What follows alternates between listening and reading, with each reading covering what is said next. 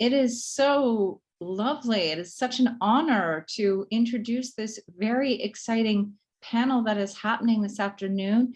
And your fearless guide, Noel, our amazing dramaturg of Ni Mi Madre.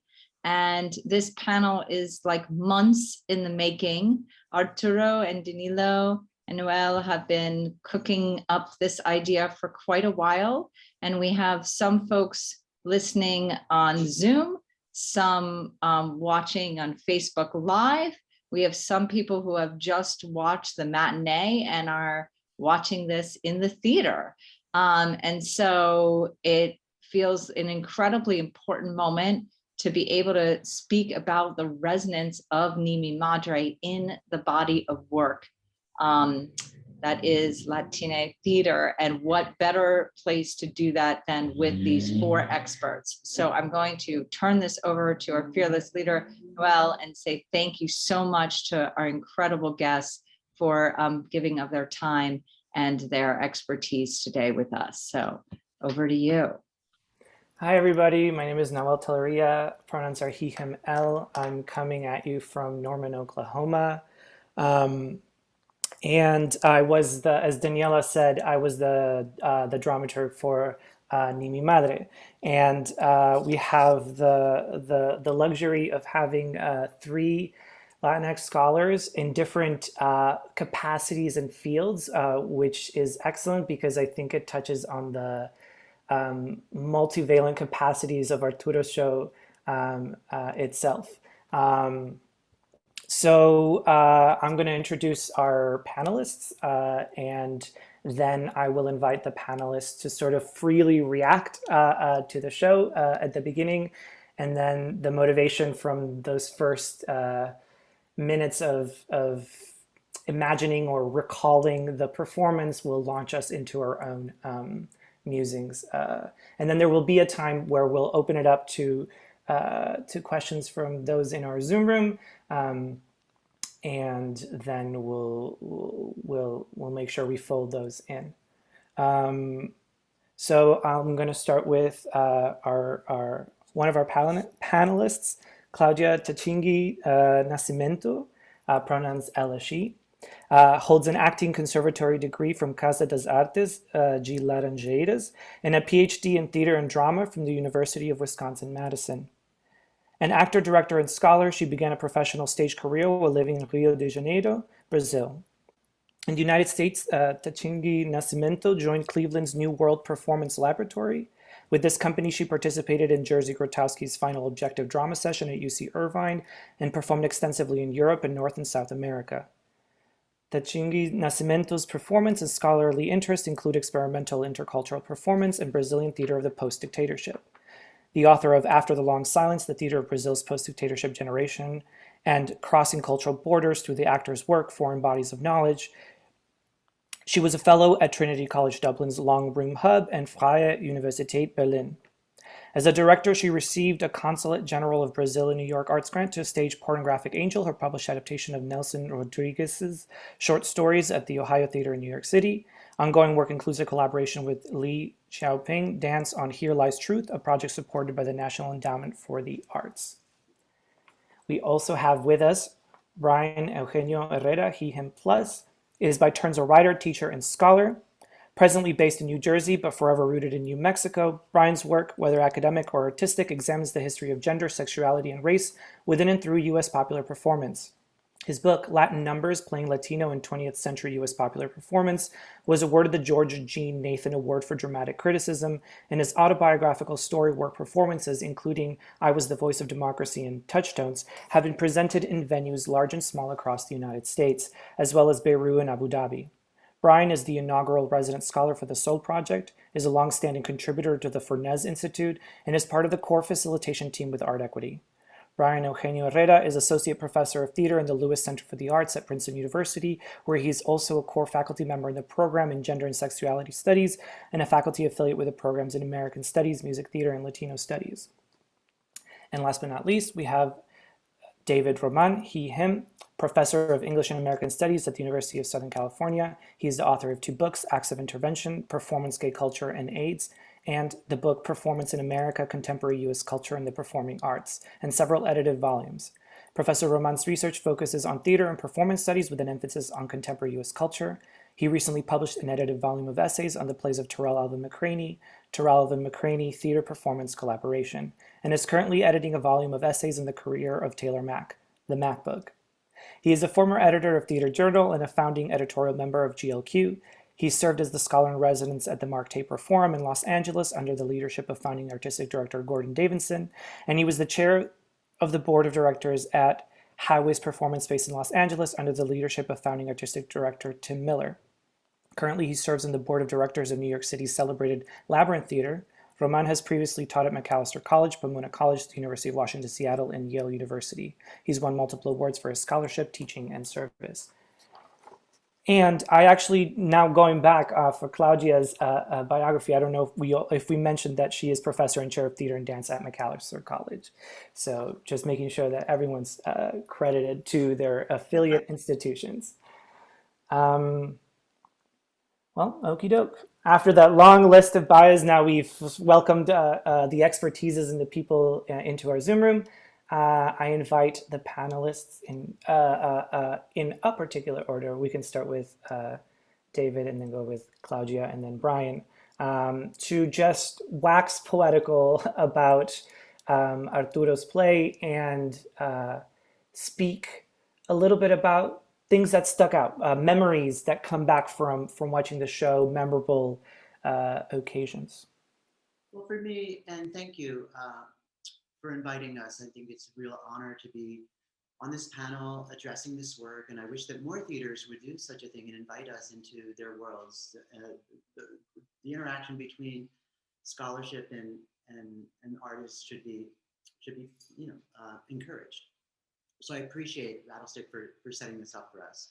I guess I would start before even getting to the beauty of Arturo's work and just my feelings about going to see the show at large. I mean, it was one of the first events that I saw after COVID, and it was the first time I was in a theater.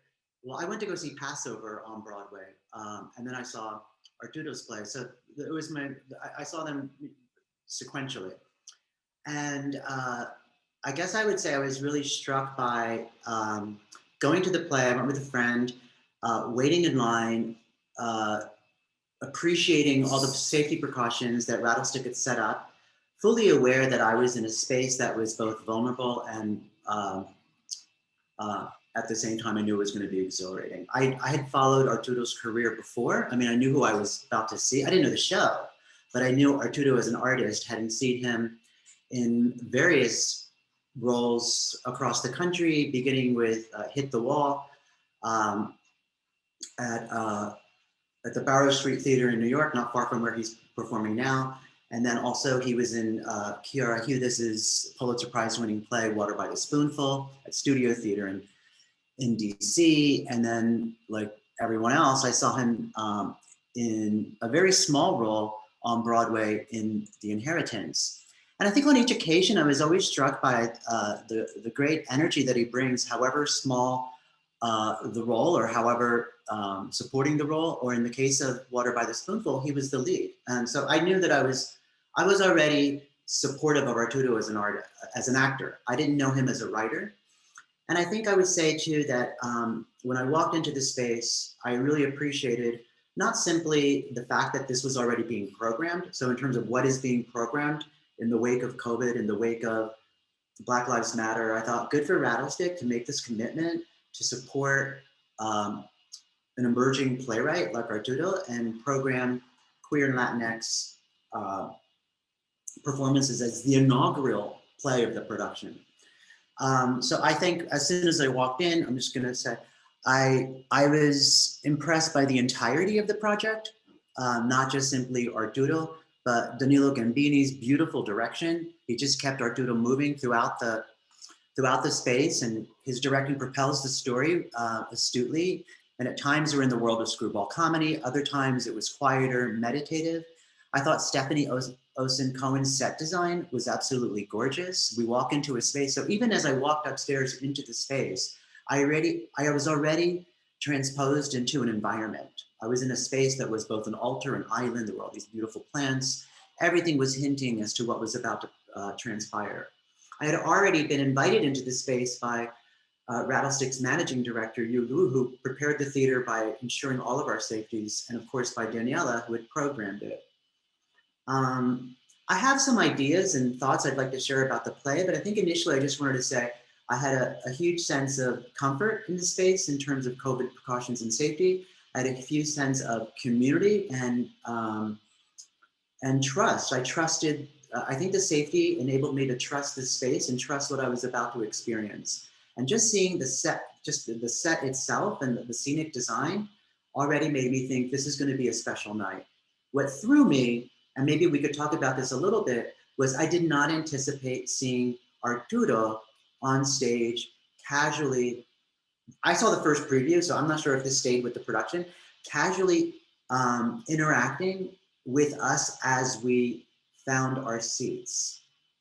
And I thought, oh, this is interesting. I didn't think I was late. I thought, we late, this already start? Or what kind of framing devices is in play here? And like any other ritual, you know, we're summoned into a ritual. And I'm curious to see whether or not that framing device continued with other performance, or if that was just the fluke of first preview. How's that? Okay. And also, 3 cheers to Soul for co-producing and co-presenting. Thank you, David. I'll answer later, but I like your provocation and the question you asked, and we'll come back to it. But let's go to Cláudia. Okay, so I should start by saying that I second David's acknowledgement and to thank Rattlestick and especially also Nahuel for inviting us. I think it is great, and it's good to be in good company these days, you know?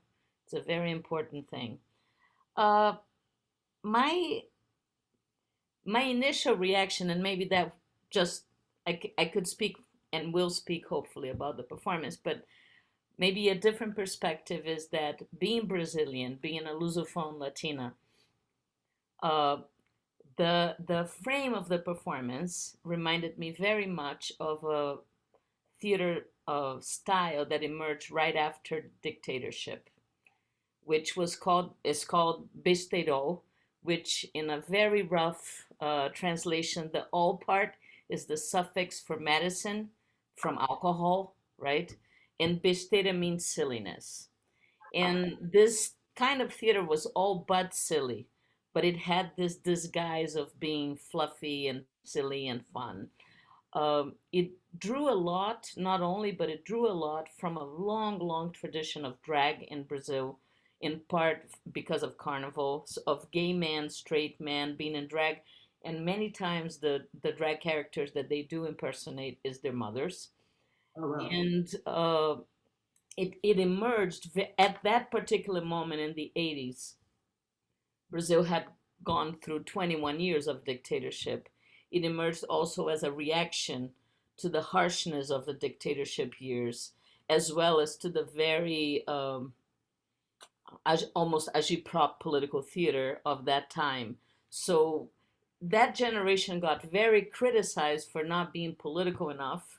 But in reality, I mean, in my eyes, this was a different way of being political and a shifting, recentering of the discourse. The production also evoked in me a sense of nostalgia, right, for a time gone, right? That is, to me, is also connected to my own nostalgia for the 80s and that moment of rupture from political harshness. And the kind of humor interspersed with caustic commentary or painful commentary was a very different way from the time of openly political theater of community building. In the fact, and to me it's interesting to take it from David's comment, that that was also a moment in which people could reassemble, right? Not because of COVID, but because of the censorship and the political harshness. It was also a moment in which people could reassemble and form these ephemeral communities in the theater to share theater as event, right? But without certain kinds of, trying to avoid the heaviness, which I think part of the rebuilding of the nation, which now is a disaster, was to try to refine lightness and refine humor and balance it with more sharp critique. And also to second David's comment, I think the set design is incredible and to me also very appealing from a cultural perspective because it puts at the forefront the syncretism that is so pervasive in Brazilian culture. You know, the assembly of very different elements. So it's not just the sidewalk from Ipanema or Iemanjá or this, it's just this mishmash of you know, which is cultural syncretism, religious syncretism, and also visual culture syncretism that is very, very present in Brazil. I hope to speak more about the performance itself. I agree the transitions of Danilo, the performance of Arturo, this is all great, but I don't want to take too much time now so that we can take more the shape of a conversation about it later, okay? Thank you, Cláudia. Let's turn it over to Brian. Hello, greetings and thanks again. Adding my voice in appreciation of this opportunity to gather in conversation around this extraordinary piece of work. By way of context, I might also follow up with David's observation. I too attended the show a couple weeks after David, I believe, a week or two, I'm not sure. And it was my first and to this at this point my only in-person theater experience, and it was a choice I made to sort of with the anticipation of this event, but also with the interest in the experiment of wanting to see, having an opportunity to sort of encounter a performance in person and then also encounter a performance via the live stream. To sort of be able to have that comparative option is something I having spent a lot of time engaging remote performance over the last year and a half, I was very interested in sort of that opportunity. And so I walked in with sort of a welcome. I welcomed the opportunity of the experiment. I appreciated the precision and the attentiveness to care and concern with which the production and Rattlestick welcomed and incorporated the audience. And I think one of the things that I attended the show with an acquaintance who afterwards said, I don't know a lot about Latino or Latinx cultural history. Like, I'm curious, what did it get right? And it was one of those questions you sometimes get. And I'm like, and I of course couldn't answer it. But I thought my primary response was in the context of the tradition of Latinx drama and Latinx solo performance. One of the things I was really struck by was how I sometimes do a sort of a glancing glib discussion of what I often see as being a current in US Latin or Latinx performance, in that there's often a sort of a reckoning with the embodiment of history. And sometimes that reckoning with an embodiment of history takes the form of sort of family narrative, or takes the form of a grandmother, or takes the form of a ghost. And I was sort of joking in my own head that this has sort of blended those things together. But the other piece that I really felt, and I felt important to say to this friend, was there was something very powerfully specific about the Latinx experience being depicted on the stage here. There was something so precise and specific about Arturo's particular familial history, and indeed Arturo's mother's particular history, and how that also, I thought, really connected with a really powerful tradition and trend within Latino, Latinx drama of leaning into the specific and thinking outward to what are things that might be not just universal, but also connecting to this other thing called Latino or Latinx. So if we're talking about a Brazilian Ecuadorian story, how does that connect to broader Latino stories, broader human stories, broader queer stories? There's a way of digging into the deliciousness of the specificity as a way to blossom out to points of affinity and community. And I thought that this piece, given how intimate it was, really did open out to these bigger questions of human connection in ways that I thought was deeply emblematic of what I value most about the tradition of Latinx or Latin drama. and I have lots more to make observations about and to appreciate, but I'll pause there. Thank you. I think while we're on that, I hung up to the words like human connection, and I'm interested in and we've spoken a lot about care and about charged spaces, and the particular charged space of Arturo's performance is the context, obviously, of our current ongoing pandemic, and that forms part of that folds, as Cláudia was saying, part of the dramaturgy, right? It becomes part of the spectators' reception of the show and their way through the show and their understanding through the show. So it's not just Arturo's Ni Mi Madre, it just happens to be Arturo's Ni Mi Madre at Rattlestick at this current moment, and that combination creates a response to the moment. And to harken back to a question that David had, is that this was part of what you saw was not what other people experienced, because after, I don't know, the first or second or third preview, we cut that element out. So Arturo being pre-show and welcoming the audience ultimately was abandoned. And this was something that was sort of a holdover from, it had been staged previously at the David Geffen School of Drama's Yale Cabaret. And in this space, which was a basement theater, there was a lot more like, everyone was on the same level of playing field. It wasn't a proscenium theater, so there was a lot of conversation back and forth. But when we moved to Rattlestick, we needed to acknowledge the space that we were in and also the given circumstances of interaction. And so it became more and more forced to have a sort of divide interaction between Arturo on stage and the audience members. And Arturo, from his embodied position was, kind of feels not right. Even though it was fun, it didn't feel ultimately it was adding to the show's performance. So that element was dropped out. But I am curious to see now, between those of us who saw it with Arturo interacting at the beginning as a framing device, and then the framing device as Arturo just appearing, what your take on it was in the sense of how you received it, and how that changes the story for you, right? So a lot of the how does framing change the reception, Ryan? Well, just to offer a quick tap out in terms of my own response, when David, when you shared that was a feature of your experience, by the time I saw it, it was gone. And one of the things that I was aware of was how one of the things, and I was aware of when I watched the streaming presentation this afternoon, one of the things I really loved about this staging that I saw was the blast of energy that came with Arturo's arrival to the stage.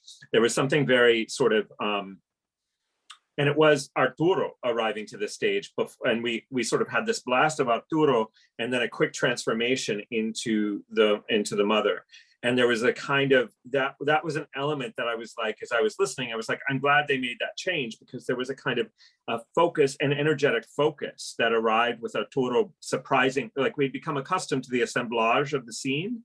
And there had been a kind of, we didn't know all the mysteries of it, but there was kind of, I had a chance to get used to what I was seeing and to feel this blast of very, very potent and charismatic energy really started the performance in a whole, and really activated a lot of things for me. So that was something, as you were talking, David, I was going, oh, that would have been a different experience, because there was this blast of Arturo that for me was like the ringing of the bell of the show. Well, my experience of seeing the first preview, given all the precautions that Rattlestick had put in place, I think it seemed to be yet another kind of invitation to like comfort, healing. It did feel like he was welcoming them into his space, that it was a space that would be, safe, and whatever that means for you. I also felt it presented a persona. I don't know Arturo well, but over the years I've had casual conversations with him, and the energy that I get from him is one of sweetness. He seems like a sweet person, like a very light. He has high likability. He doesn't seem aggressive, angry, or crazy, whatever. I mean, I know people who are close with him are probably thinking, you don't know him at all. But his public persona is one of kind of kindness and sweetness. So by the time then he went into the more performance mode, it was really like kind of a shocking difference between the energy of his mother and the kind of softer, kinder energy of the Arturo persona. The last thing on the framing thing I would say is that it did set me up to think that we would return to that frame.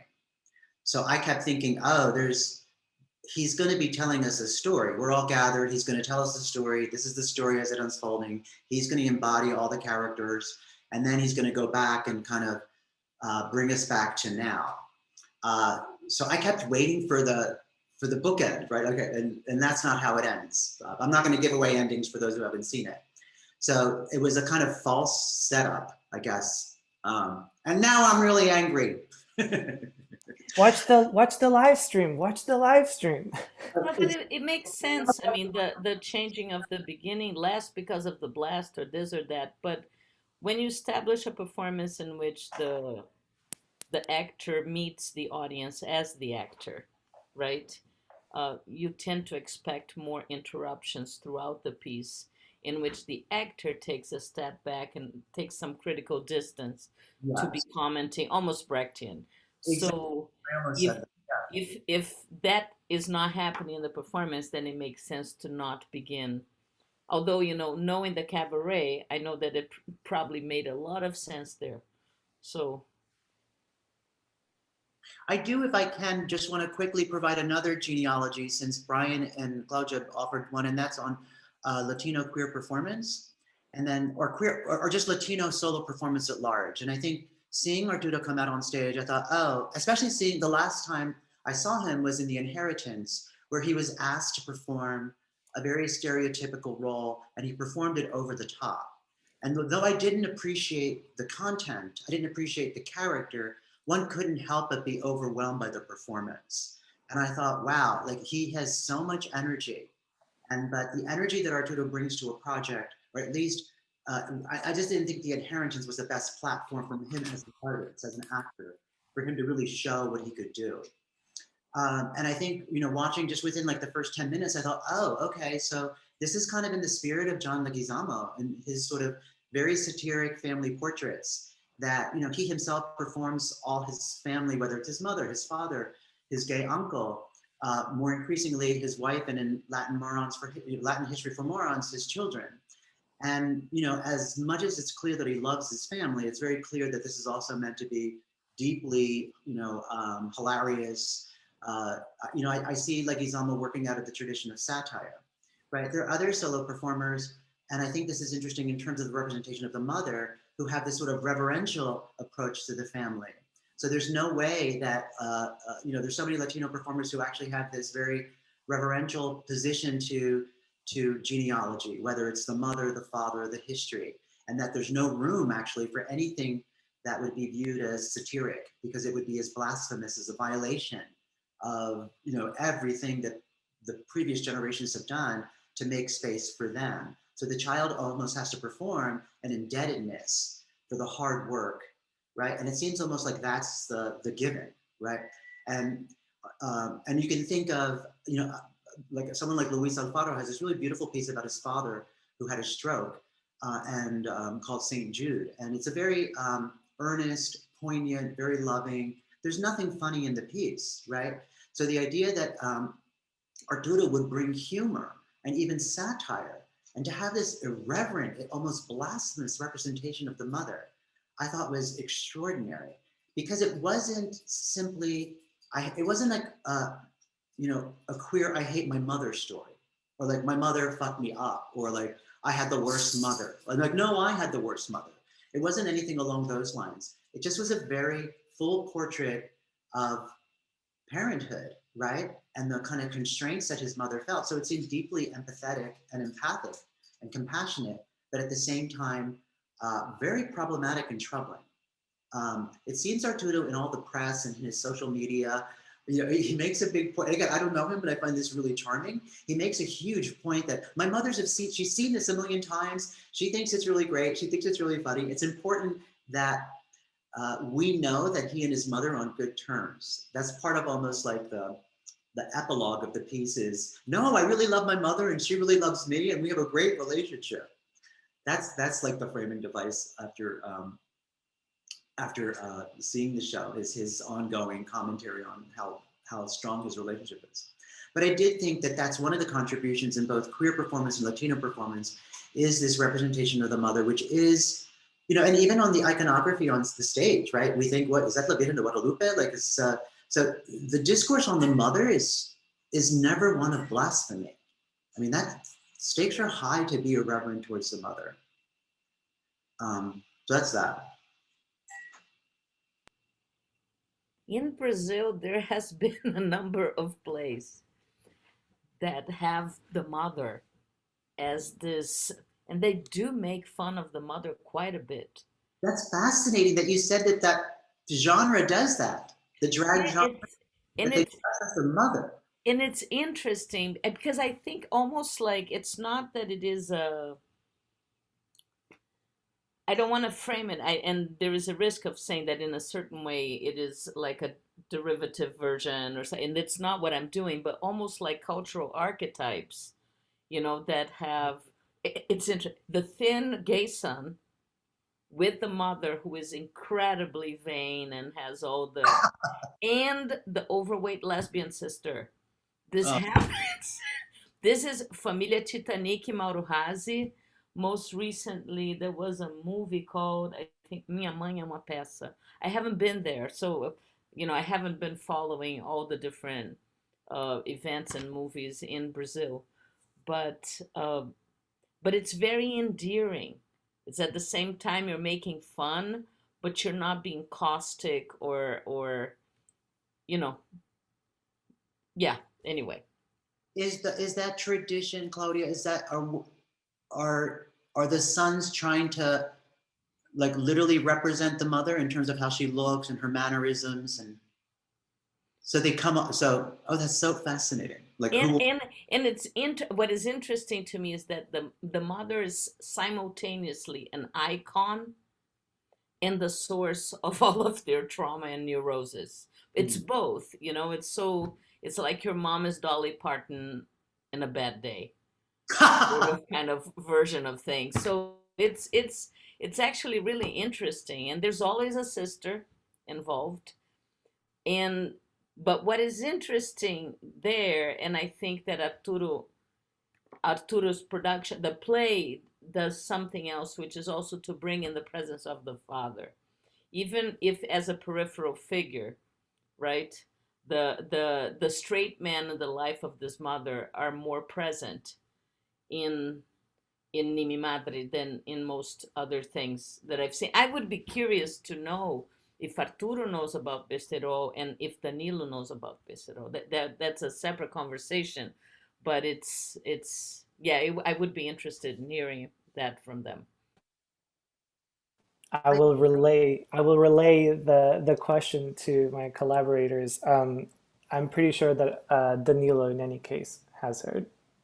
Ryan, I'm wondering, when you go through your Rolodex of previous solo performances, you know, who comes up in terms of whom Arturo might be in conversation? I was thinking of Marga Gomez, you know, the great San Francisco stand-up, who has these beautiful tributes that are hilarious, right? Where she does send-ups of her father, you know, the great comedian and impresario, you know, Willie Chevalier, and you know, and again, they perform the parent. She performs the parent, right?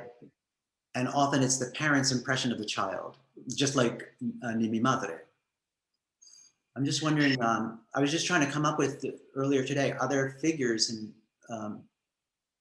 well, the two that came to mind for me weren't so much thinking of this, the filial connections, but more sort of the generational kind of questions, the questions of generational transition, even if it wasn't specifically a familial line, but then also, I mean, the piece that I've been thinking about a lot in relation to this is actually Peggy Shaw's Menopausal Gentleman. There's a way in which there's kind of a layering of different ways of being a self, and how those different ways of being a self sort of collide with different cultural expectations and rehearsals and failures, etc. But I was also like, there's something about the kind of the acidic and acerbic love that really makes me think of Carmelita Tropicana, you know, this kind of way in which Carmelita holds a kind of an incisive, critical adoration like there's kind of an affection that is framed by a very clear critique and a very clear alertness to the potential and fact of harm.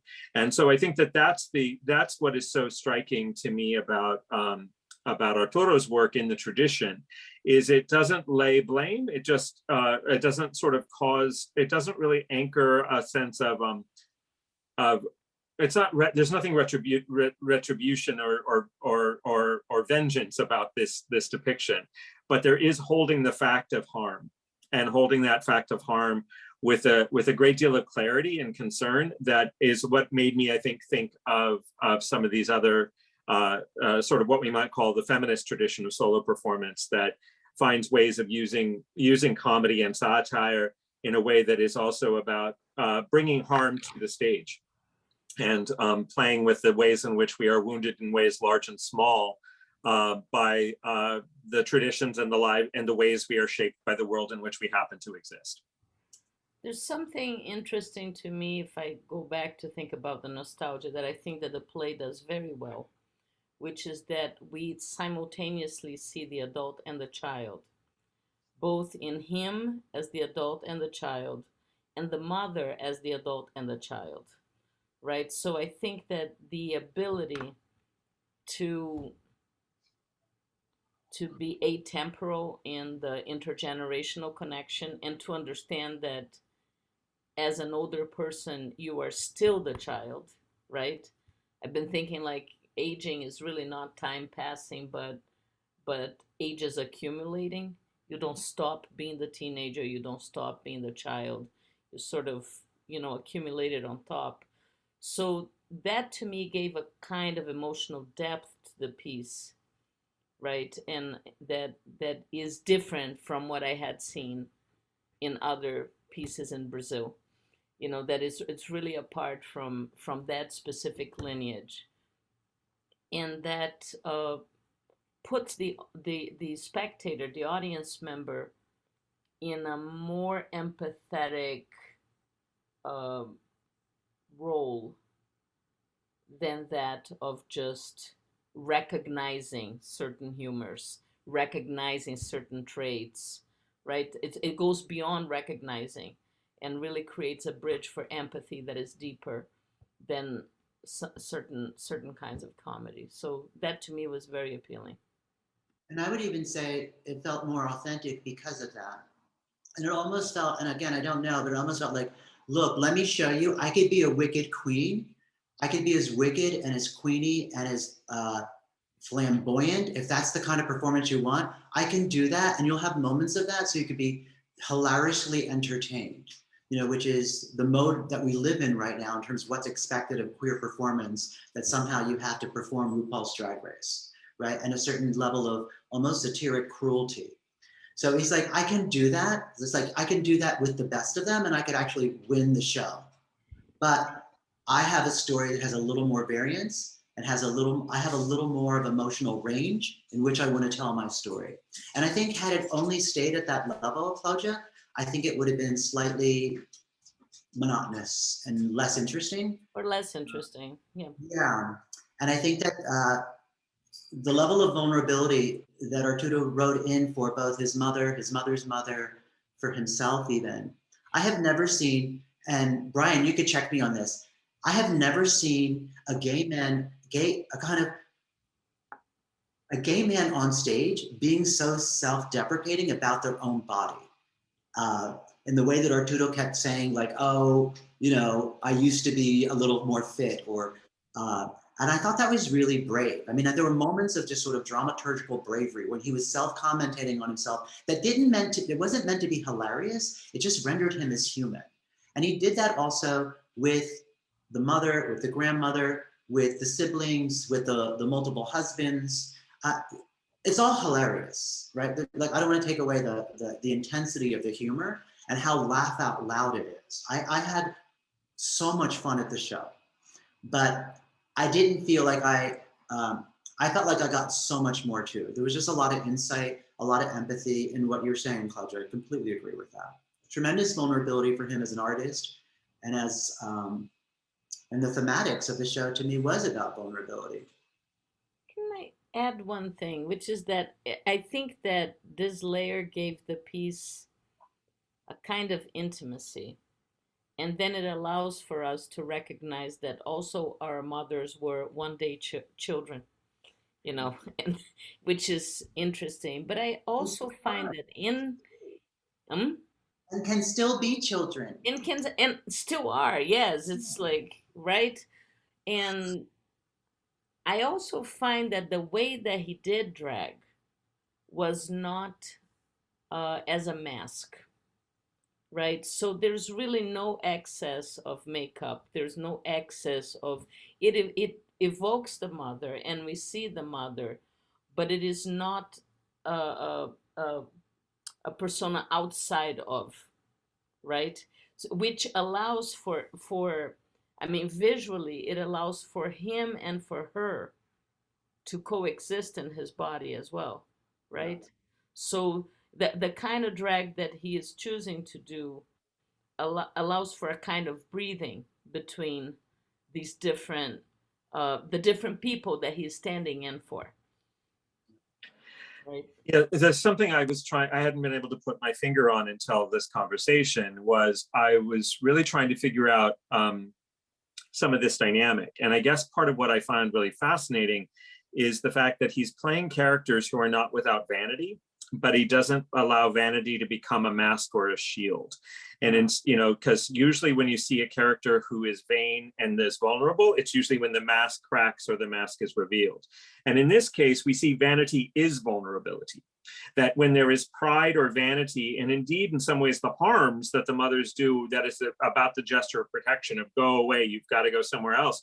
It's rooted in the sort of the vulnerability of pride, and of the way that pride is hard, and pride and vanity signal vulnerability. And I think that then as an actor, et cetera, there's that vanity thread that, and the threat of vanity that comes with being an actor. But I do think that there is the way it used vanity as a window into vulnerability is something I don't know that I've really ever encountered before. And I think it's what really allows there to be the affinity across the generations, at the same time allows us into the layeredness of each of these humans at these different junctures when we hear stories about their lives. I really appreciate all the, I'm picking up for my own personal reasons as a dramaturg, these words, you know, we've thrown around the words authenticity, vulnerability, intimacy, vanity, mirror. I don't think it's an accident that we have both vanity and mirror in the set. And also the ritual for Yemaja sometimes involves letting go of articles of vanity, right? So little mirror is sometimes lipstick, which can be part of the traditions. And so I'm really excited that this is being picked up on. And I really wanted to you know, steer the conversation more into this idea of authenticity, vulnerability, intimacy, especially in a generation of where these of truthiness, or what truth is and how it's performed and how it's read precisely because of media. I mean, this conversation is tale as old as time, you know, but I was wondering if within this play or around it, what articulations, political articulations it may offer that might differ from other strategies, you know, I don't know, mediated strategies in the 90s to express vulnerability, and any reactions to these words that I've just thrown at you. I mean, I'm interested in the politics of vanity, or the politics of authenticity and intimacy, especially because they're at a high premium now. Well, sometimes the politics of vanity lead to nationalism, right? The sort of intense ideological nation kind of propaganda base, which so much of like post-civil rights Latino culture was based on, you know, a kind of nation of origin. And I think what I found really striking, and I didn't think of this beforehand, but when I sat down to see the play, I thought, wait, I don't know what Arturo's background is. Like, is he like 100% Brazilian? I thought he was Puerto Rican. Is he Ecuadorian? And this sort of, he sort of completely destabilized for me this sort of preconceived notion of what it meant to be Latinx, right? And I thought that was really beautifully done.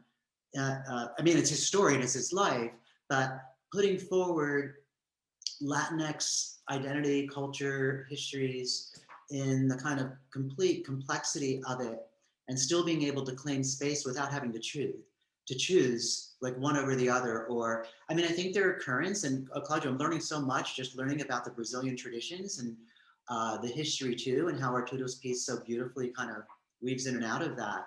And I do think this piece is perhaps more Brazilian than Ecuadorian, right? Whatever that means. But I don't think that it's a piece about a particular nationalistic Latinx identity. Like, this is my Dominican story. This is my like Mexican story. This is my Puerto Rican story. That's not at play here, which I think then kind of underlines or begins to disrupt this idea of vanity for a particular nation stronghold, right? There doesn't seem to be a lot of propaganda for any nation state. And we see multiple patterns of immigration move through the story. The quick thought I have along those lines is I just keep being struck by the ways in which, to go back to Cláudia's analogy of the simultaneity of age, you know, the ways that we all carry different ages with us, and we sort of live as the nesting doll of all of our previous selves, and the ways in which history is offered not as causality, as the reason why I'm angry or the reason why I'm wounded, but more this kind of, it opens up in a slightly different circular sort of reverberation, like that old aphorism, if history doesn't repeat, it rhymes. This sort of idea of not so much a cycle that needs to be broken, but just a way of connecting across these differences. I can't tell if I'm dragging or not, so forgive me if I'm pausing. The other thing I would say, though, is the piece really, as I was encountering the piece the second time, I was struck by how much the mother character is invested in binaries, is invested in clarity. Like, she has a litany of binaries early on. You're white, you're black, you're right, you're wrong. Like, there's a sort of way in which she sort of names the binary as a coordinating fact and feature of reality. And I think part of one of the ways that Arturo's voice as the author of this play opens it up is it in some ways is counter-binaristic. The way he's thinking about a lot of these things are sort of not relying on the binary to explain, not relying on the binary to say this is the cause of something or this is the reason for something, but allowing a sort of a more fluid complexity. I don't want to call it non-binary, but there's a kind of a counter-binary logic inside of this piece that is, I think, why it feels like it's part of our moment now. It's asking us to not rely upon a binary to explain our pain.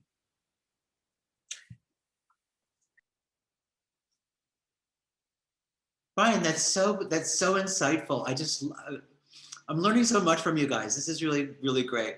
I'm actually writing that down. I just love the way you phrase things. Not relying on, what was it? Not relying on the binary what?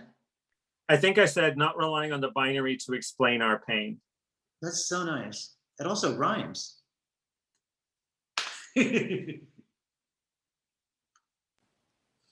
To bring up another quote from Brian, I was also interested in this concept of critical adoration, and I like the word choice adoration because it invokes the religious elements of the piece. And critical adoration, it's interesting, right? There's like a worshipful element and you adore it, and yet at the same time, you know, you hold it to account.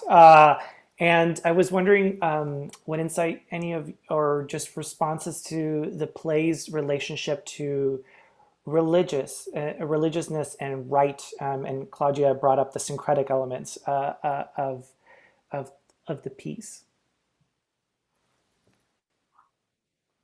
Yeah. Which, I mean, just to preface it, like, I'm just saying, like, I mean, I'm coming from I study Argentine post-dictatorship theater, and to bring up religion, and sometimes even bringing up Christian religion, is almost taboo in the creation of a kind of political discourse. So I was interested in how this play also brings that multi-religious elements in.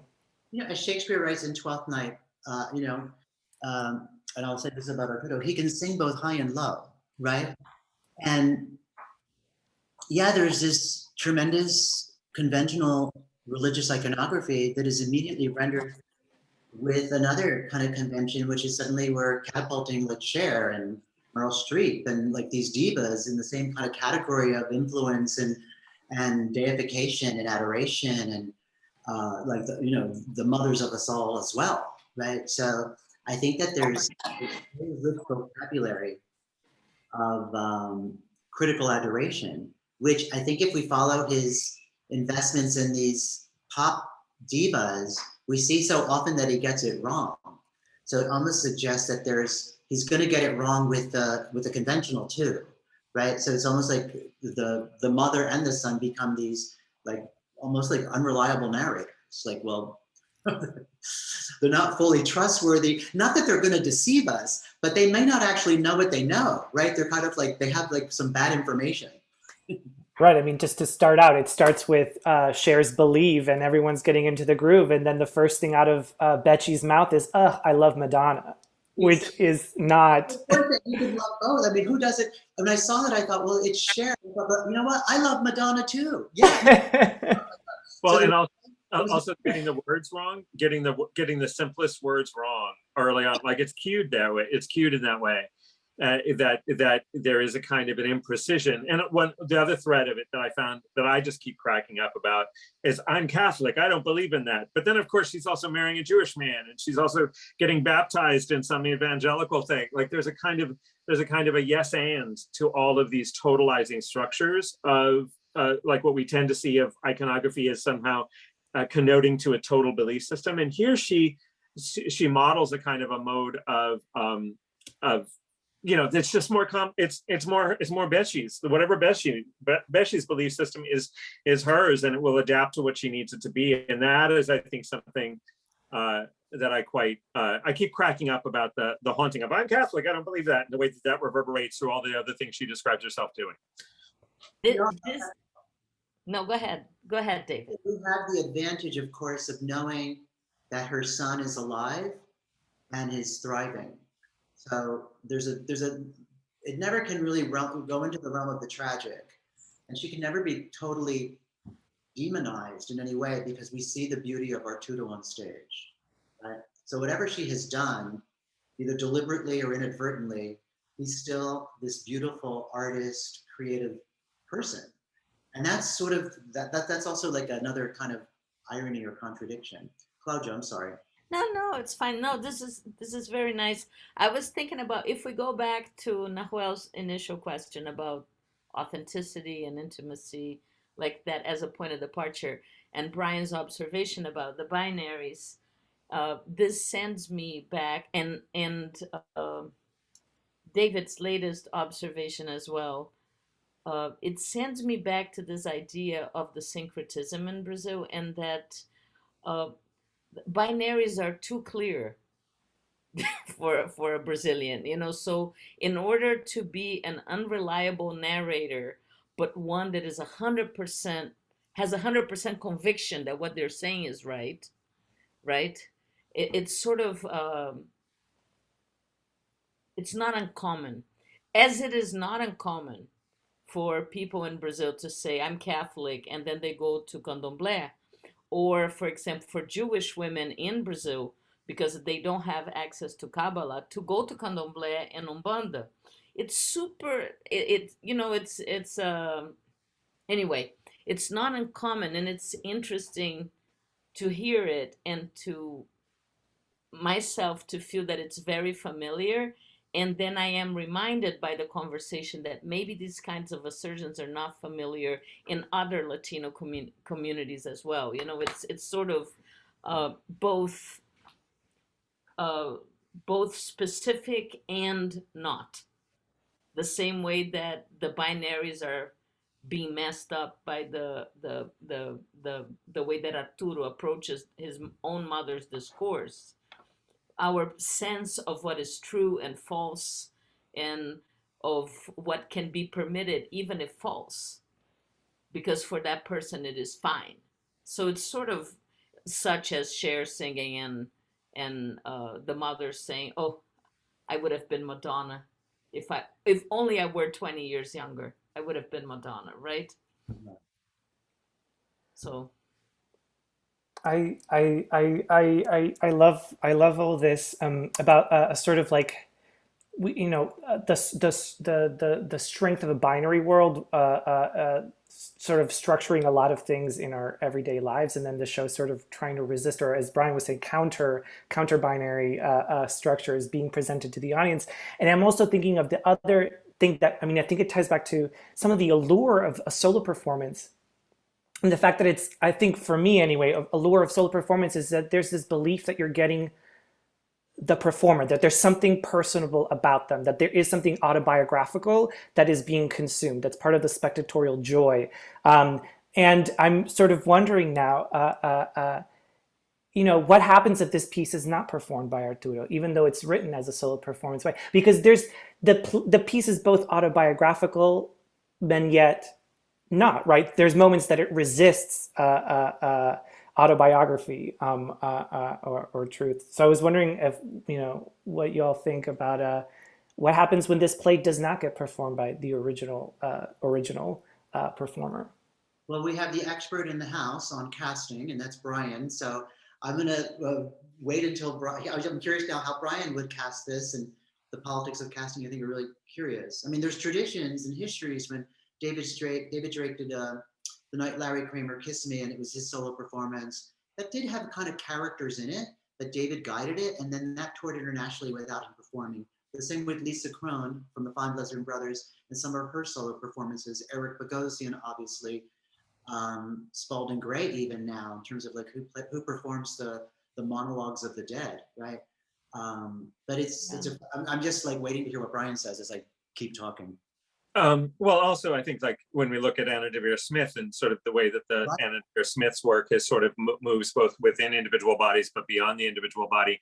But I also think that going back to a thread that Noel sort of asked us to consider before in the contemporary moment, I do think we look at Heidi Schreck's recent What the Constitution Means to Me, which balanced a kind of really intimate personal story in relation, and played with that in relation to the other actors on stage with the character of Heidi, as Heidi Schreck herself performed it. But now as that performance has moved out on tour, the way it's found a very particular strategy to calibrate the balance of biography, and when biography ceases being autobiography, what was the strategy that this script took in order to allow that to because I do think we are in a different moment where there is a kind of and I think also always with solo performance, I think there is a sort of an assumption of access. There is an assumption of access to the performer. As somebody who does autobiographical performance myself, I know that there is kind of a way in which once I perform, there is a kind of a sense of knowledge of me that people who already knew me think they now have in addition to what they knew already.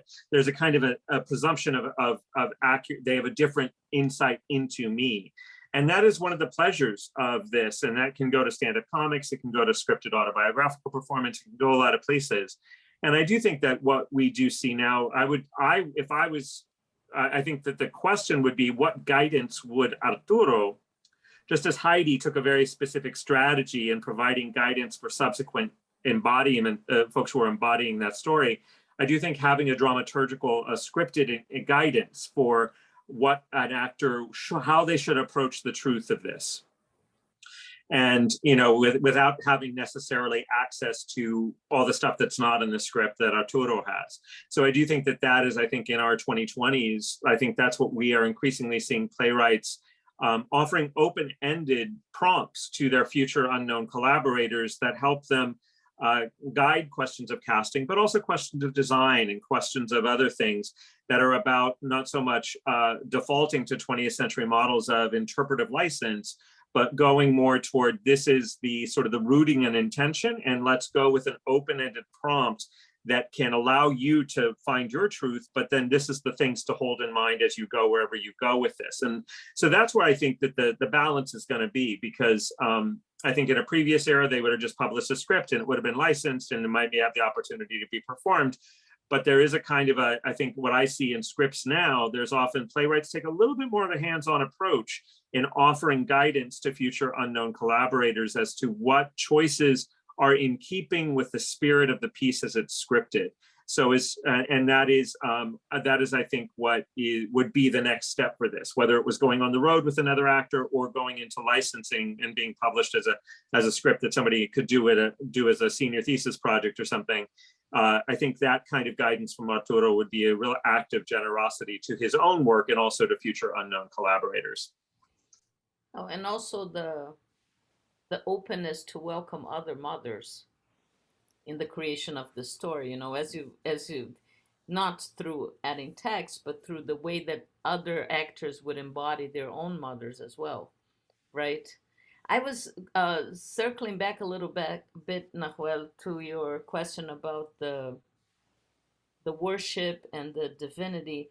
I just want to say one little thing that may not spark discussion, but in reality, Arturo is in drag as Iemanjá and not as his mother, huh? Right? Because it's the white dress, the long dark hair. I mean, in reality, he is in drag for Iemanjá. Cláudia, can you just explain that a little bit more for those of us who might not be clear? So if you look at the photo of Iemanjá, she's wearing this very long white dress, right? Because that dress that Arturo is wearing is not a particular fashion, a particular time period, right? It's a very plain is not really the good word, but it's sort of, and the long black hair, right? Which is also what the figure is behind us in the mirror. In the mirror, and even the Tomara Kikaya, the little ruffle, you know, to the shoulder thing is also not uncommon in different representations of Iemanjá. So to me, and I had not really thought about it, but when you asked, you know, he's not wearing a skirt and a top and heels and bracelets and, you know, whatever the mother would do, but all the time he's in front of the Iemanjá painting, looking very much like that painting. So almost like a mirror. And Iemanjá is the mother of all, right? So there's also this kind of universality or more of a divine perspective or divine take on mothering and the mother. So anyway, I just realized it after you asked, and I wanted to add that one. Absolutely. Does that help, David? Yes, very much so. But it I don't mean to be so hyperbolic here, but it seems that changes everything. Why didn't you tell us that beforehand? I had not realized it was all Nahuel's fault because he just asked now. I mean, it's something that I asked, but I didn't think of the consequences of what I was asking until I've heard the response. But there's something, it actually made me think of something else that Arturo has said to me about performing, that, you know, sometimes he in other contexts, he talks about accessing as a performer, you know, the mother inside him. You know, if he were mother, you know, like accessing motherhood, right? Through the mothers that he's encountered in his life, or if he were accessing fatherhood, it would be something like that, because it's an experience he is neither father nor mother, but he is writing about or trying to express those things. But Cláudia's idea of you know, being in drag for Iemanjá, or being a celebrant of Iemanjá, sort of allowing yourself to access motherhood through that more ritual, through that ritual space. Well, and that could be a question for Aide, the costume designer, right? That's right. Anyway, sorry, I didn't mean to cause disruption, but you know. But there is, I think, that question of I think it again goes into different historical moments of what are the things being accessed in solo performance in particular. And if there is a sort of a divine mother that's being invoked, as well as actual matrilineal sort of relational thing, that opens up different questions and different questions in feminist performance, certainly, of what were the different moments in US feminist performance, and indeed Latinx Latina performance, that were really reaching through the mothers that were known to mothers that were beyond. So in some ways, like you were saying, Cláudia, just a moment ago, the other mothers that would arrive when another actor or another team came into this show, in some ways that is, it changes everything, but in some ways it doesn't, for me at least, in that it puts another circle of mother around the circle, the smaller circles that we are seeing narrated. And indeed, it's that nesting doll of the divine and the nesting doll of the divine feminine. And who has access to embody the divine feminine, because that operates in a variety of queer subcultural traditions about accessing the divine feminine separate from how one is designated biologically or culturally. And so for me, that it adds a layer of context, that because I was tracking the continuity, I didn't always have all the context, but I was tracking the visual continuity that you named, Cláudia. But I wasn't sure what to make of it. But I do think it's a fascinating thread to sort of fold into the mix of all of this.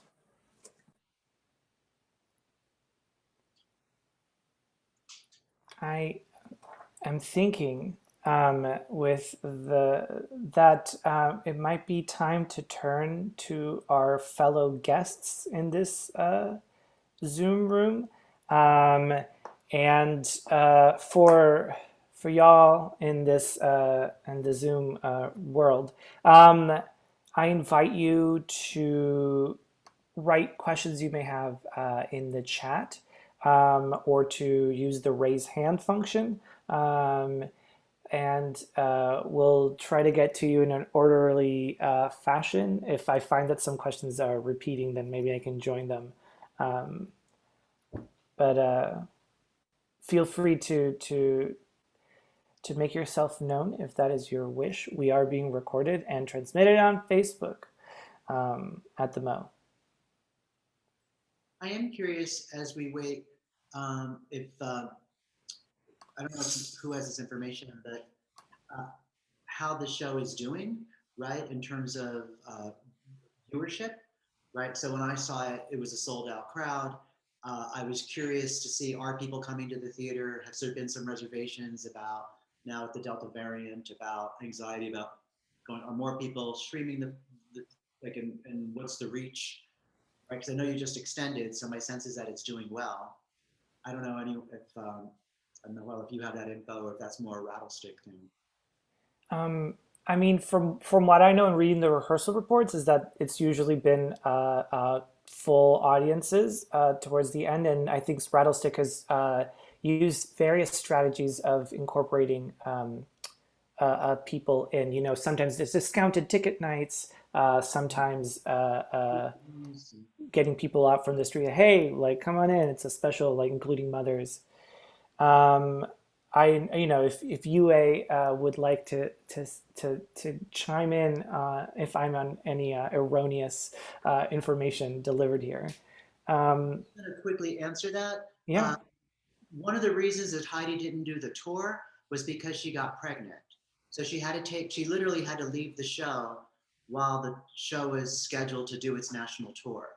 So her friend Maria took over the show, and Heidi and Maria wrote in a section that actually, where Maria was said, I am not Heidi, I'm her friend Maria, and I'm doing the show because. So it was actually like a little factual thing, but I don't know if she's made any, and Brian, I don't know if you know this, I don't know if she's actually made anything other than, oh, I was gonna do the tour. She's now had the twins, they're about a year old. So I don't know if she's gonna resume it, or if Maria's gonna resume it, or if now there are other, I think everyone's wondering, well, you know, what's gonna resume post-COVID? Like, are there gonna be, if we're even in post-COVID, as the theaters open up, what productions are gonna go back on the road and how? Well, I do think what I can say is that the show is going back on the road with another performer. Like, at least, I don't know if there's simultaneous tours going on for What the Constitution Means to Me, but the production that's coming into Princeton at the end of in December at McCarter Theater here in Princeton is with a different actor. What I will say also is that I know that I just went and grabbed the script off the published version of the script off my shelf. And there's a note at the front of the script, which is now increasingly something I'm not unaccustomed to seeing, where Heidi does frame sort of a spirit around questions of ad lib and about incorporation of others. Sort of this idea of sort of providing a prompt to sort of how to approach the spirit of it, because previously when a script has been published, it has been published in a kind of a kind of a fixity, notion of fixity, which has rarely ever actually been true. So rather than getting the perfect script down, there is a kind of way of that I see that what I think, what I see in the script that I just grabbed very quickly is Heidi has given an open-ended set of guidance principles about how to hold on to the piece where ad libs might be happening, or that the performer should be invited to keep in mind what's going on in the world that day as they hold the space of the script. This way of allowing for the complexity, the dynamic complexity of this. So I don't know that I have much more that's articulate to say. I would just say that I have noticed that playwrights have been much more attentive to the gaps in the scripts that they send out into the world, and to providing some guidance for how future collaborators will engage those gaps. Thanks, Brian. I have a question for Cláudia from Laura Rodriguez Sierra, and Cláudia, you might have to type into the chat box. But what is the question is, what is the written form of the Brazilian drag performance that emerged post-political liberalization? So it was the idea that you were mentioning at the top, vestido, and where can those who are interested? Vestido. Like alcohol, vestido. So it's the same thing. And you can Google it. It's not hard. I mean, maybe you're gonna find it all in Portuguese. There's some place, I think that there's a link to some Wikipedia thing in Spanish, but yeah. Great. I mean, and if you're interested in that time period, you may also read Cláudia's work, I imagine. Though I do not write about it, but yes, but it is from around, this is a generation a little bit older than my generation, really sort of very much in between. But I'm going to put the name of a few authors that are from that time so that the person can look them up. Thank you, Cláudia. In the chat box. Are there any more questions from audience members? Any informations you would like to know from the gathered heads here today? It's also okay if not. Or if any questions from the panelists themselves. I do want to say that, you know, one of the things that's most thrilling, obviously Arturo is a very charismatic performer, and it's a really well-written, and the creative team behind it are all first-rate and terrific, so it's thrilling. But one of the things that, you know, one of my takeaways, one of the things that's most thrilling for me is that Rattlestick programmed this, right? And it shows the kind of, I don't say how easy it is to diversify a program, but it's not that hard, right? And I think that taking a chance on a charismatic, talented, emerging actor-writer, I mean, look what's happening here. I mean, it's gotten great reviews, right? All major media have been championing this piece on all levels. The writing, the directing, the acting, the space, right? People write about the space and how, you know, that becomes noteworthy, just going into the space and all the COVID protocols. And I think, you know, I'm leaving thinking, you know, it's just not that hard to really diversify the program. It's not that hard to invest in artists of color. There's so many queer stories that have yet to be told. There's so many immigrant stories that have yet to be told. And it doesn't necessarily, this doesn't feel like an addition to some sort of program, like, oh, we have all these other things and now we have to tell this story too for our funders or to get a grant. So I don't know, I'm just really reveling in the fact that this was the way that Rattlestick is launching its season and its return to live theater. It's really thrilling, and I'm glad that the play's got such a beautiful reception. It's very exciting, and it's exciting to be a part of it. I hope other theaters pay attention to this, and I hope that this play in particular has legs and can go and move to other regional theaters across the country. There's no reason, except for Arturo's own decision not to do it, but there's no reason why Arturo can't tour this across the country. Yes, what the Constitution means to me, I love that, it's great, but there's no reason why Arturo can't be on a national tour, and he should be hitting Berkeley Rep, you know, Victory Gardens in Chicago, arena stage, like he could be doing all these things. I would love that for him. And if he doesn't want to do it, then, you know, there's other stories that could be told too. But that's my little chemical intervention there. Well, and I would say that on tagging into that, I think one of the things that makes sense for me, sort of seeing Arturo's piece being part of Rattlestick, is Rattlestick's recent commitment in the last handful of years of really sort of pushing on what might look like solo shows, but are actually sort of giving them full productions with full design support and full all of those kind of things, rather than just expecting the performer to come in with a chair and a microphone in their own costume and doing a show on the cheap, but doing a full show with full design on all fronts, as well as full direction. And that it reminded me of one of my most memorable times in the Rattlestick space, which was Diana O's My Lingerie Show, which was again a sort of experiencing in that, which is sort of a solo show, but not a solo show. It's in that kind of, like with Heidi's piece, like with this piece, even though this is a solo performance, there's a way in which this is a fully immersive theatrical experience that happens to have one body on stage.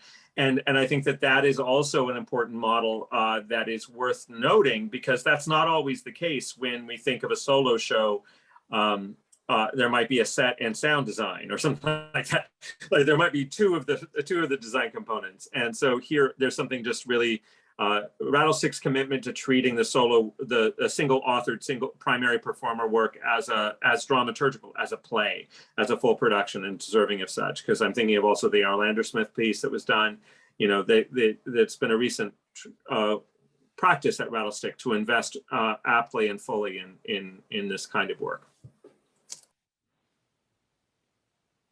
Well, like just following on Brian's observation and David's, I mean, it's also to think about how do theaters, how do producers want to re-enter a time of assembly, right?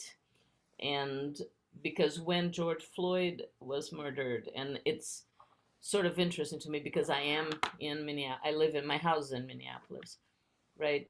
And We See You White American Theater was published online.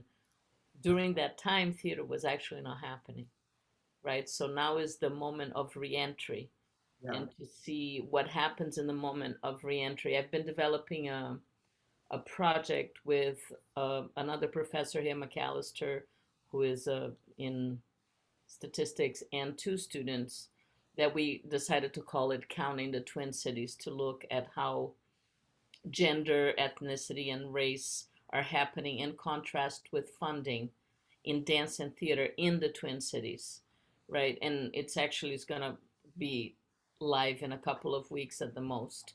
And it's interesting to be looking at the many shortcuts that different organizations use to signal representation, but that are really not supporting or fostering the emergence of new artistic voices, including the voices of queer and global majority artists. So certainly I find that Rattlestick is re-entering that public space with the production of Arturo's play, with Danilo directing. It's really significant, you know. And I think it's a testament to, I mean, I just circled back to the beginning, there was the word care, right? Like it feels like we're being cared for as audience members. I can guarantee you that as part of a member of this team, I felt taken care of by the institution at all levels, from the beginning, from the initial reach all the way now, where we're having this curated panel. I think it's, I'm thinking of the importance and the ethics of care, and how brought into relief over the last year the necessity for care has been, and what it can look like. So I'm grateful also to Rattlestick for caring, being care and caring beyond the bottom line, and still taking risks, right? Yeah. Risk involved in terms of risk in programming, investing in younger artists, investing in emerging artists, inviting your audience back in the midst of an ongoing pandemic. And the choices that we all made to be there. We had one more question. I got a message from Bia Rodovalio. And again, for Cláudia, they say, I was going to ask Cláudia to elaborate on the dialectics between Arturo and his mother, but in effect, there's a third element to this relation embodied in Arturo's drag, Iemanjá. Even so, how do you, Cláudia, see the moments where the narration explored the mother's memories or representation of them? In relationship to Iemanjá or not? Yeah, I think maybe, and Bia, correct me if we misread your question, but I think it's if Arturo is relating to or is in relationship to Iemanjá, then what happens when the story, I mean, if there's an outer circle, as Brian was saying, right, like a greater outer circle of mothers, what happens when to that outer circle in relationship to that very inner circle of a story about the mother's memories, right? When Arturo is his mother. I think, to me, I mean, and of course I'm thinking this now, is that when you can see that the mother is also a child, right? In a way, it can be an invitation to go deeper into the psychological. But if you're dealing with the Iemanjá figure, then it's also an invitation for us to go more into the archetypal, right? And this is where I was thinking, and I don't know if I'm understanding Bia's question correctly, but this is where it connects with David's point of not belonging to a nation, a particular cultural heritage, and to the conversation with Brian about, if you have a different actor playing, then how do other mothers come through in the embodiment of this mother who is not theirs, right? So to me, it's, and it's really both an aesthetic and a personal option, that you can either go deeper into the psychological, or you can really make the jump into the archetypical, into the archetype. If I'm understanding her question correctly, that's where I think that the circle becomes something beyond just Arturo's personal experience, and then creates a bridge for us to be able to relate to it. Creates a bridge for women to relate to it, right? Then it goes really also more than just a gay man, but like it opens up to different spectators to identify with a child, or to connect anyway. And we have, I would say this is our final question, and I think it's an important question. And we won't, it'll be a provocation that will have, that can continue afterwards in other people's living rooms, parlors, etc. And there's a question here from Laura again, asking for everyone the nature of violence in the show. Because I think it's an important element within the show, the violence, and the particular question is: are there any thoughts on this element adding harm to the already established stereotypes of Latinx mothers? I find it a complex topic, especially with the level of sensitivity in American culture on the subject. What can be learned from this element for the audience? And can we just get a little more language around violence? What that means? I think, to me, what I'm getting is there's a lot of in the staging, and not necessarily in the staging, but the speaking of it. Like there's a long section, a bit with Betsy talking about you know what I don't get about Americans. It's this timeout. You're back in Brazil, you just get a colher na cabeça, and then that's it. And then there's a repeated smack gestures that happen as a recursive auditory. Violence between directed towards the child. I Yeah. thought political violence. And there's just right. There's repercussions of violence. There's different kinds of trauma that are going on too, right? Like the misrecognition, the racialized violence that happens also in the story as well. Violence just around language and the way that people are bullied and shamed. I don't know how to answer the question necessarily, but to say that I think it's a great observation that there's a lot of, there's a thematic of violence that's both literalized in terms of people being hit, and the violence of exile, the violence of migration, the rhetorical violence used against people to bring them down. I guess I go back, I just felt like, I thought it was interesting that there was no kind of mystification of the mother, even as she's being presented as this sort of mythic figure, right? So that she's human, and as Brian said, she had a particular set of like ways of living that was based on this sort of, you do this, you don't do that, like a kind of rigid binary system. And for her, I got the sense that the violence or her hitting the child was within her logic as like the right thing to do, right? That's what one does. So it's either a cultural inheritance or a moral imperative. And I think, as I said earlier, I think that the persona, our tutor's persona, especially when we see him, and when I saw him in previews, and he was there on stage in this very welcoming, very loving, very sweet-natured, inviting presence into the ritual, into the space, you didn't get the sense that this was the child of trauma, right? And it's not like standard in other trauma stories, right? He didn't present himself as the traumatized child. There's a whole history of that in theater and in performance and in culture and just in terms of testimonial. And I didn't see this being in that tradition. So I get that it could be footnoted in a particular way that this is problematic, but it didn't seem problematic to the mother or even necessarily to the child, which doesn't say it's right. Mm-hmm. Well, I do think, well, I'm sorry. It has a particular logic in the play. And I think my observation would tag it. This play does not seem to be concerned very much with positive representation. And in some ways, that's not to say it's not full of it, but that's not its primary consideration. And indeed, I think putting the violence in a continuum opens up what we might call microaggressions as well, the sort of the recurring strand of the sort of the encounters with the white women about talking about parenting, but also the way Beshi talks about other people in her family and her ex-husband's families and all this kind of stuff. There's all kinds of language that we could understand as being not okay, but it is part of a, that's not the point of the scene. In some ways, that's one of the things that's really interesting about it, is even though there's all this stuff that's there, it's not actually the point of the scene, it's embedded in a broader context. And so I do think these questions of representation never go away, and they land with particular intensity upon folks who are from the global majority or otherwise minoritized or historically excluded.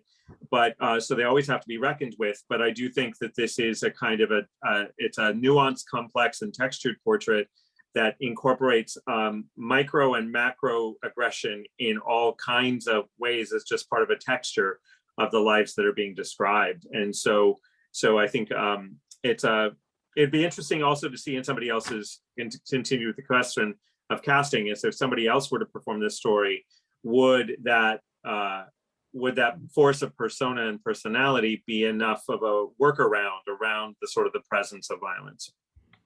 Well, and which then goes back to David's invitation earlier to bring us to have an attention on how certain stories are or should be more frequently represented, because no one is too worried about violence and buried child, right? Because there's so many white narratives available.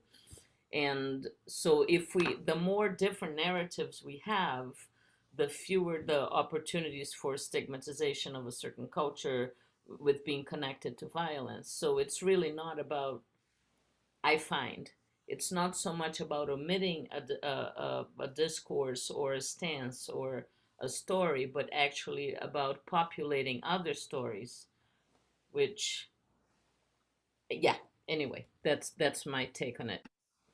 Well, as someone who is disciplined in a way that was very similar to what was in the representation, it sort of added, for me, it added to the kind of the authenticity. And it's very tricky, I think, to kind of respect the question. And I want to respect the question that even when I tell stories about my upbringing and my parents and the way that my sisters and I were raised, I know I have to be very careful because it's very easy to stigmatize my parents for choices that they made in the 1970s about how to raise immigrant children in the US. So I do respect the question, but I also respect the representation. It did feel familiar. That's not, doesn't make it excusable, but, and I don't see my parents as, but this is then, you know, the way that a victim would speak, but I'm not presenting myself as a victim. I don't see my parents as abusive parents, physically abusive parents. I just think they had a very definitive way about disciplining their children, which I think goes back to Brian's point about like binary, like you do it this, you know, like it's either this or this, right? And we live in a different moment. Well, and then also to the very history of colonialism that Latinx populations have experienced. And then it goes back to, you know, legacies and traces for sure. I guess I would say too, and when I think of violence, I think of power and I think of abuse. And I didn't think the mother was, this didn't seem like a power move. Like she is so oppressed, she has no agency, that she can only act out on the child. You know, I 100% agree with you. And then I see Nahuel leaning forward because it's time. But it's just that I think that these moments of violence, or of the spanking or of the belittling him, they really, what is crooked about them is that she both holds the power of being a parent and treats him as a peer. Right. Right. So that's what is a little crooked about that dynamic. But as you said, he's alive, he's doing well. Well, dramaturgically, it's interesting because it then becomes the site of controversy, is the seeming parental abuse might be more controversial than anything else in the play, which then takes the pressure off these other moments. What does it mean to raise a queer child? What does it mean to be a queer child of immigrants? That no longer seems to be the source of controversy or confusion. So I don't know if that was deliberate dramaturgically. Could you answer that? Maybe. I mean, I don't know if it was thought that way, but what your question prompted me to think was how, interesting enough, like, you know, I think how violence is like part of the storytelling about it and how it's performed is as important as what's being talked about, because I think it tells you how to look at what's being handled. And I think all throughout the performance, there's this charismatic hold and reverent, critical adoration, but reverence towards the material, not to be dismissive, right? To try to complexly address the nature of violence, because it doesn't happen just randomly. It happens in a very specific curated scenario that leads to a certain set of circumstances occurring. And what's interesting is that we also, as David was saying, is we sometimes we forget who's performing, who is taking control of the narrative, who is there choosing to say what they're saying, in what way. And then as audience members, you know, tasking ourselves ethically to question, what are we looking for? What is it that we've come here to get, and what's at stake in that getting? Yeah. Well, that is all. To do our tour, you know, like that's all. To summon a little bit of Meryl Streep, but that's all we have time for today. And I really, really want to thank David, Brian, and Cláudia for their time, for being game to be here, and to thank everyone watching wherever ye may be across the globe and physical space. Thank you for being with us today.